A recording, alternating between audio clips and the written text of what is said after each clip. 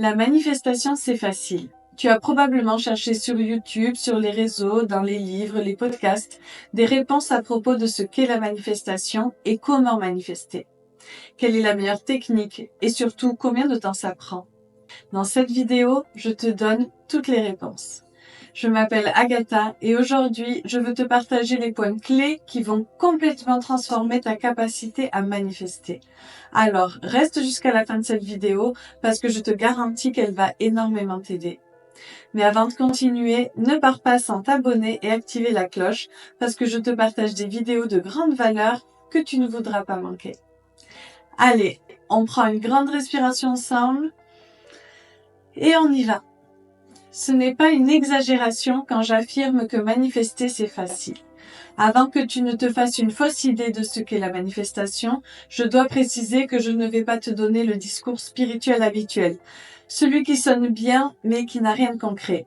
Cette vidéo pourrait bien être la dernière que tu aies besoin de voir sur la manifestation. C'est comme allumer un feu. Une fois qu'il brûle bien, tu n'y reviens que pour entretenir les braises. La première chose que tu dois comprendre à propos de la manifestation, c'est celle-ci. La manifestation, c'est aussi un business. Certains créateurs de contenu, coachs, accompagnants, vont te donner de l'information. Mais après avoir regardé leurs vidéos, tu finis sans vraiment avoir compris ce que tu as entendu. Et rien n'a provoqué ce déclic capable de changer toute ta perspective. En fait, c'est que l'information est présentée d'une manière bien particulière. Exactement comme dans un hôpital qui se maintient grâce aux gens qui restent malades. Cette industrie dépend des personnes qui continuent à chercher des réponses, des solutions en permanence. C'est pour ça qu'on ne te donne qu'une partie de l'information, mais jamais tout ce dont tu as réellement besoin. Donc oui, la manifestation, c'est effectivement un business. Et comme un hôpital a besoin de patients pour continuer à exister, l'industrie de la manifestation doit s'assurer que tu obtiennes quelques résultats, mais pas tout ce que tu désires vraiment. C'est pour ça qu'il semble parfois que tu arrives à manifester certaines choses, mais quand tu en as le plus besoin, ça ne fonctionne pas totalement. Ce qui se passe, c'est qu'on ne te donne qu'une partie du savoir, pas l'ensemble du processus. Le plus flagrant, en plus de la rétention d'informations, c'est lorsque l'on te dirige vers le plus grand piège de tous, l'externalisation. Ça arrive quand tu projettes ton pouvoir créateur sur quelque chose d'extérieur. On va te dire, mets de la cannelle sur ton oreiller ou sur ton front, ce genre de choses. Il n'existe aucune technique secrète. On essaiera de te convaincre de la méthode miracle, mais tout ça, c'est faux. Moi, aujourd'hui, je veux te donner tout ce dont tu as besoin. Si tu ne réalises pas que c'est toi la clé, tu seras toujours en quête de réponses à l'extérieur de toi. Ils vont exploiter ta curiosité, tes doutes, même tes peurs, à la place du véritable pouvoir que tu possèdes déjà. J'ai déjà entendu auprès des personnes que j'accompagne, pourtant j'ai fait telle technique, j'ai testé telle méthode, rien ne marche. Et je réponds, et oui, ça ne fonctionne pas, parce que la technique, c'est toi.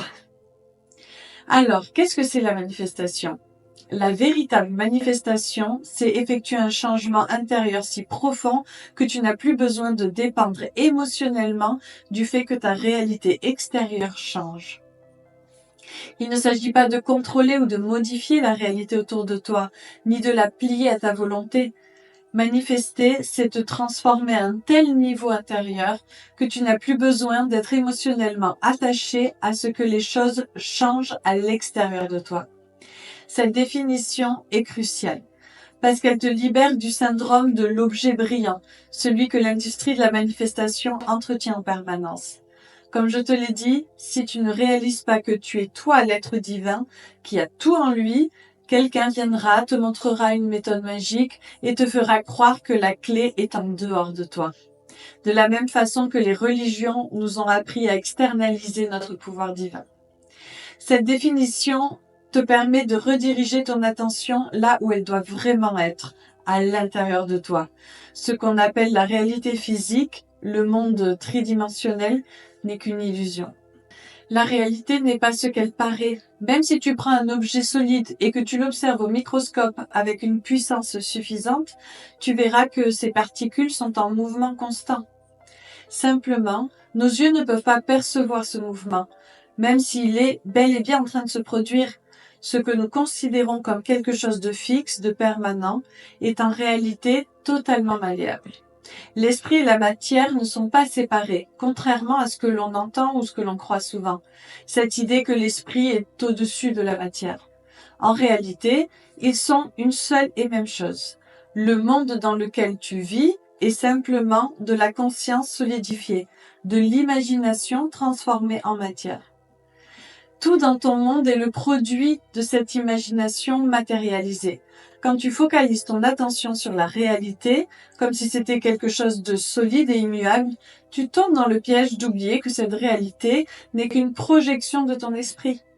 En accordant de l'importance à ce que tu vois à l'extérieur, tu oublies ce qui mérite véritablement ton attention, toi-même. C'est pour cela que la manifestation est un changement intérieur si profond que tu ne dépends plus émotionnellement du fait que ton environnement extérieur change. Quand tu te sens bien, que ça change ou non, c'est à ce moment-là que la manifestation se produit. Et c'est aussi simple que ça. Si tu peux comprendre ces deux idées, tu n'auras plus besoin de techniques superficielles, parce que manifester est quelque chose que tu fais déjà naturellement. Une question que je reçois souvent, c'est « Je comprends la définition de la manifestation, mais comment on manifeste? Comment je fais ?» Cette question est un peu absurde. C'est comme se demander comment je respire, parce qu'en fait, tu respires déjà sans y penser naturellement. Tu le fais automatiquement sans t'en rendre compte. La vraie question que tu devrais te poser n'est pas comment je manifeste, parce que c'est quelque chose que tu fais déjà de manière inconsciente et automatique. Tu manifestes depuis toujours. Le simple fait de regarder cette vidéo est une manifestation. Même les situations que tu essayes de changer et de dépasser, tu les as créées toi-même. Tu les as simplement créées de manière inconsciente, en mode pilote automatique. La bonne question à se poser est « Qu'est-ce qui influence la mécanique de la matérialisation de ma réalité ?» Et je vais te donner la réponse. C'est ta fréquence. Tu peux conceptualiser ta fréquence à travers 5 facteurs. Tes croyances, tes pensées, ton attention, ta conviction émotionnelle et ton identité. Ce sont ces éléments qui déterminent la fréquence. Elle est le résultat de ce que tu penses, de ce en quoi tu crois, de ce sur quoi tu portes ton attention et de l'intensité émotionnelle avec laquelle tu ressens. La fréquence dans laquelle tu es actuellement est celle qui correspond exactement à la réalité que tu vis. C'est à ce moment-là que tu te dis « Mais en fait, j'étais en train de manifester tout le temps. » Alors, on arrête de chercher sur YouTube comment manifester ou comment faire pour manifester. Parce que cette question est déjà erronée. Tu manifestes tout le temps. Tu le fais déjà. C'est là la clé de tout le processus. Si tu parviens à changer tes croyances, tes pensées, ton attention, ta conviction émotionnelle et ton identité de manière alignée, ta fréquence changera, ce qui modifiera la réalité que tu expérimentes. Tu dois commencer à penser comme si tu avais déjà atteint ta réalité désirée. Tes pensées doivent être les mêmes que celles qu'aurait quelqu'un qui vit déjà la réalité que tu veux. Cela s'applique à tout ce que tu désires, une relation, un partenaire, un certain niveau financier. Tu dois t'assurer que tes croyances te propulsent vers cette réalité. Parce que si tes croyances ne t'aident pas, elles ne font que te limiter. Il est fondamental que ces croyances soient cohérentes avec la réalité que tu veux créer. Tu ne peux pas prétendre vouloir une relation amoureuse heureuse si tu continues de croire que tous les hommes sont problématiques, par exemple. Parlons de ton attention, de ton focus. Je te donne un exemple. C'est comme concentrer une loupe sur un point précis pour que le rayon touche la feuille et puisse la faire brûler. Ce que tu alimentes dans ton esprit prend forme dans le monde physique. Ton focus doit être celui de quelqu'un qui vit déjà dans sa réalité désirée. Demande-toi à quel point ton attention serait concentrée si tu étais déjà dans la réalité que tu désires. Ce sur quoi tu portes ton attention est le reflet direct de ton état de conscience dans le présent. Maintenant, parlons de la conviction émotionnelle.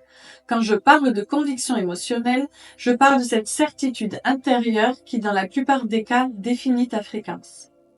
Cette conviction, la foi, dans sa racine étymologique latine, vient du mot fides qui signifie confiance, mais qui implique un état profond de certitude. Quand tu as une conviction profonde à propos de quelque chose, cette fréquence devient suffisamment puissante pour influencer. Combinée à une émotion forte, elle impacte directement ton esprit subconscient qui agit comme la matrice où se forme ta réalité. Parlons maintenant de ton identité. Ton identité n'est rien d'autre que la croyance de qui tu es et des actions que tu prends. Ton identité est celle qui t'a été engrammée, conditionnée, celle que tu as construite. C'est le personnage. Et en fait, la seule chose dont tu as besoin, c'est de rendre conscient tout ce qui fonctionne en mode pilote automatique. Tu ajustes ce processus, puis tu laisses à nouveau le système fonctionner automatiquement, mais cette fois dans la bonne direction, celle que tu as choisie. Et maintenant, la grande question. Quelle est la meilleure technique de manifestation? Est-ce qu'on fait des affirmations? Est-ce qu'on se met devant le miroir en disant je suis riche, je m'aime? Et bien sûr en se sentant complètement incohérent à l'intérieur? Ou alors c'est faire des tableaux de visualisation, écrire, tirer les cartes de tarot, faire des lectures astrologiques? Je vais peut-être te décevoir avec ce que je vais te dire. Non, ce n'est pas tout ça.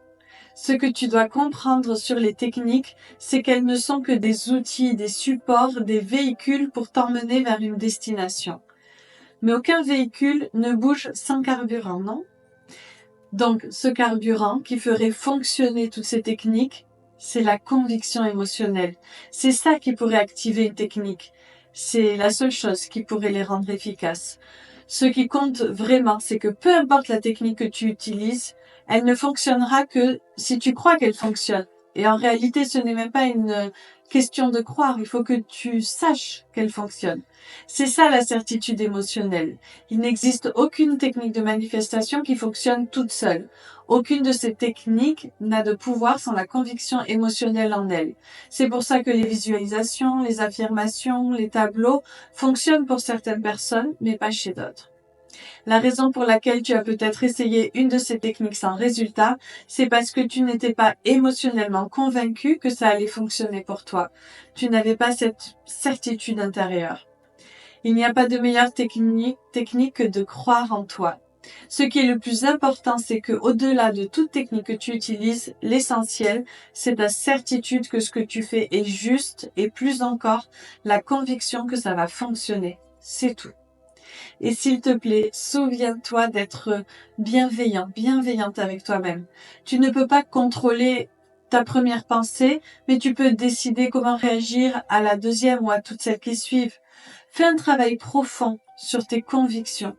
De la même manière que quand tu appuies sur un interrupteur, tu ne te demandes pas si la lumière va s'allumer ou non. Tu appuies, c'est tout. Et c'est ce même degré de certitude que tu dois avoir dans le processus de création de la réalité que tu désires. Maintenant, il y a un mot que je veux que tu comprennes. Et ce mot, c'est la base de la majorité de la fréquence qui est en train de matérialiser ta réalité. Ce mot, c'est normal.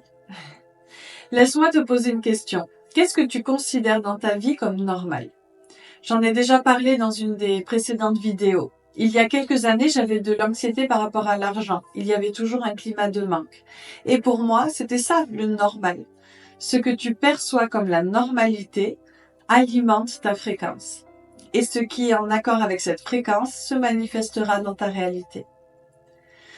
Du coup, je te repose la question. Qu'est-ce que toi, tu considères comme normal? Est-ce normal pour toi que tous les hommes te déçoivent? Est-ce normal pour toi de te réveiller chaque jour avec un problème dans ton travail ou quelque chose d'urgent à régler? Est-ce normal pour toi d'avoir des conflits avec ton partenaire, ta famille? Ce que tu trouves normal se manifestera inévitablement dans ta vie. Aussi, la grande erreur que tu commets à propos de ta réalité désirée, c'est de la placer sur un piédestal. Tu mets cette réalité tellement haut que ça la rend inaccessible pour ton esprit subconscient. Parce qu'elle est tellement éloignée de ce que ton subconscient peut accepter comme normal, qu'alors elle ne peut pas s'ancrer en toi. Et donc, elle ne peut pas se manifester. Fais descendre cette réalité de sa hauteur. Ne te méprends pas. Je ne suis pas en train de te dire de réduire tes ambitions, tes désirs. Ce que je te dis, c'est rétrécis l'importance que tu lui donnes. Je veux que tu vois la réalité désirée comme quelque chose de naturel, comme respirer. quelque chose de totalement normal pour toi. Et c'est précisément parce que tu le considères comme normal que ça se produit sans effort dans ta vie. Parce que l'univers interprète l'importance comme un signal de manque. Si tu mets quelque chose sur un piédestal, alors tu déclares que c'est hors de portée. Tu veux manifester plus d'argent? Ne le vois pas comme un miracle inatteignable. Tu veux une relation amoureuse harmonieuse? Ne le vois pas comme une bénédiction rare. Considère tout ça comme évident et naturel. Dernière question. Combien de temps faut-il pour qu'une manifestation se produise? La manifestation, c'est instantané. Ce que tu dois comprendre, c'est que ta définition de la manifestation a longtemps été basée sur le fait de voir des changements uniquement sur le plan physique. Mais le plan physique est limité par le temps et l'espace. La manifestation commence en réalité dans le plan mental. Et comme le plan mental est au-delà des limitations du temps et de l'espace, tout y est déjà accompli. À partir du moment où tu commences à vivre et à ressentir ta réalité désirée, la manifestation est déjà en cours. Le temps ne devient un facteur que si tu utilises une mauvaise définition de la manifestation. Lorsque tu comprends la bonne, c'est-à-dire que la manifestation est un changement intérieur profond dans lequel tu ne dépends plus émotionnellement d'un changement extérieur, alors ce que tu désires vient à toi. Tu es bien, que tu es en paix avec ta réalité désirée, mais aussi sans elle, c'est à ce moment précis qu'elle arrive. C'est quand tu arrêtes d'avoir besoin de cette réalité que l'énergie commence à circuler et que la manifestation se produit naturellement. La clé, c'est de la vivre et de la ressentir maintenant dans le présent. Si cette vidéo t'a plu, qu'elle t'a aidé, partage-la pour qu'elle aide aussi tes proches. N'oublie pas de t'abonner, d'activer la cloche pour ne rater aucun de mes autres contenus. Un immense merci, à bientôt.